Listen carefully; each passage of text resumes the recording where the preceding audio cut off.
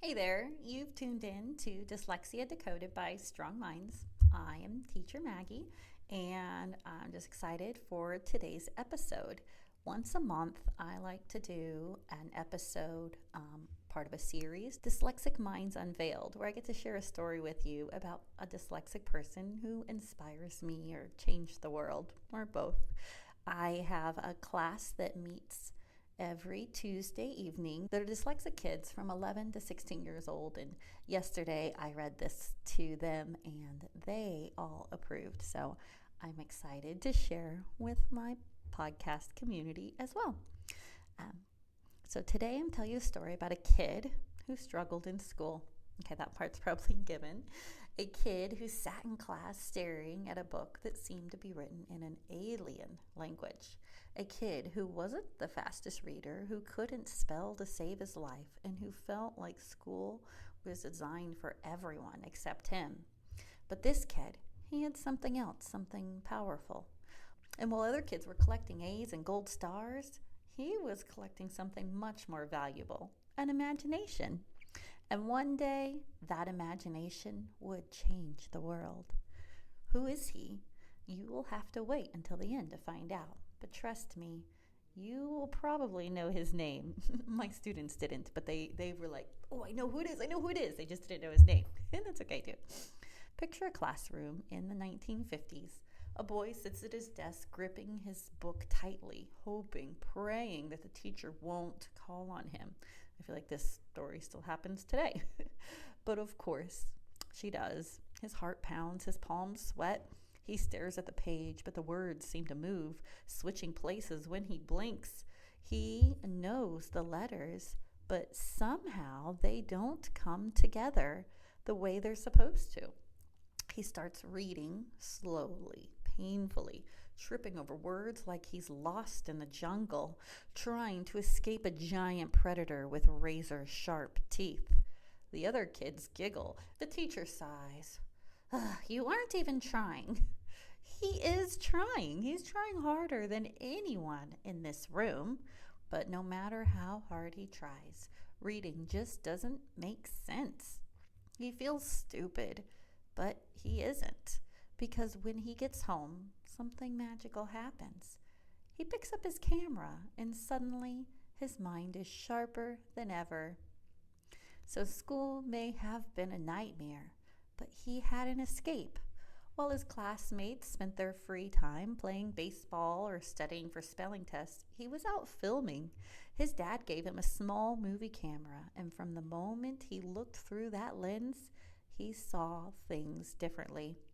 Reading felt impossible, but storytelling, that came naturally. He turned his backyard into epic battleground. He turned his friends into actors. He created stories that felt real. And while school made him feel small, his camera made him feel unstoppable. He wasn't the most popular kid, and he wasn't great at sports, and he definitely wasn't the kid teachers praised for being gifted. But he wasn't alone. He found other kids like him, the ones who didn't fit in. They weren't star athletes or straight A students, but together they didn't need to be. They weren't looking for actual treasure, of course, but if they had been, they would have made a perfectly great crew of Goonies. As he got older, school didn't get any easier. Spelling tests, a disaster. Reading assignments, pure torture. He barely made it through high school, but he knew one thing: he was meant to make movies. So when it came time for college, he applied to the best film schools. And he waited, and then rejection. Not once, not twice, 3 times. He could have given up. He could have decided to switch careers, maybe take up archaeology and go hunting for ancient relics, or join a band of pirates and sail the 7 seas. But instead, he did what any great hero does. He got back up and kept going. There's something about being dyslexic that we just are not good at giving up. We just want to, when we've got our eye on something, we just keep going and going until we've made it. And that's what he did. He applied to more schools and finally, he got in. But even in film school, he wasn't the best student. He struggled with written assignments, with reading scripts, with anything that involved words instead of images. But that didn't matter because when it came to making movies, he was better than anyone. By the time he was 21, he had made a short film that caught the attention of studio executives. And just like that, he got his first big break. No degree, no straight A report card, just pure talent and determination. And soon the world would see what he was capable of. A career built on imagination. Over the next few decades, he created stories that changed everything. Adventures filled with danger and excitement. Heroes who faced impossible odds. Terrifying creatures, futuristic worlds, and heartwarming friendships that made audiences laugh, cry, and cheer. But here's something most people don't know. Even at the height of his career, he still struggled to read. Scripts were hard, contracts were confusing, so he adapted, just like he always had. He memorized whole scripts instead of reading them. He relied on his team to help him with paperwork. He built a life where his strengths mattered more than his weaknesses, until one day, everything changed. After seeing his own children go through their academic struggles with reading and getting diagnosed with dyslexia, it made him stop and think like, hey, I was just like them when I was young. And then he realized, I need to get assessed for dyslexia. So at 60 years old, after decades of making some of the greatest films of all time, he learned the truth. He had dyslexia. The thing that had made school so hard, the reason reading had always felt like an uphill battle, and everything suddenly made sense. It's at this point he even goes back to college and gets his college degree at 60 years old after wild success making movies. He went back and completed. He felt like he wanted his kids to go to college. He had to be a good example, and I really admire that. He had spent years believing he just wasn't good at school, that he had to work harder than everyone else. But the truth, his brain wasn't broken. It was wired for something different, for something brilliant. So, who is it?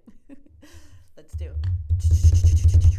That's right, the kid who struggled in school, the boy who almost didn't make it to college, the student who thought he wasn't smart enough was Steven Spielberg, the man who gave us Jurassic Park, E.T., Indiana Jones, The Goonies, and so many more.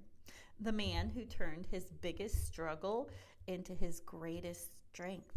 The man who proved that being different isn't a weakness, it's a superpower. So if you've ever felt like school wasn't made for you, if you've ever struggled with reading, if you've ever thought, maybe I'm just not that smart. That's what I thought for years. I had accepted I was just not as smart as everyone else. And related to that, I also had just accepted I wasn't as valuable as everyone else. And I didn't have as much to offer. And I was so wrong. And if you struggle with these thoughts, you're wrong. I'm sorry to tell you. I'm happy to tell you. You're wrong. Your brain is not broken, and neither is mine. We are just wired for something amazing. Steven Spielberg didn't succeed despite his dyslexia. I'm not successful despite my dyslexia. The things you are amazing at, it's not despite your dyslexia. All of us, we have gained what we have, and we can do all the things we can do. We have the perseverance and endurance deep inside of us because of our dyslexia. And you have something special too. It might not be movies. Maybe it's art. Maybe it's music. Maybe it's something no one has even invented yet.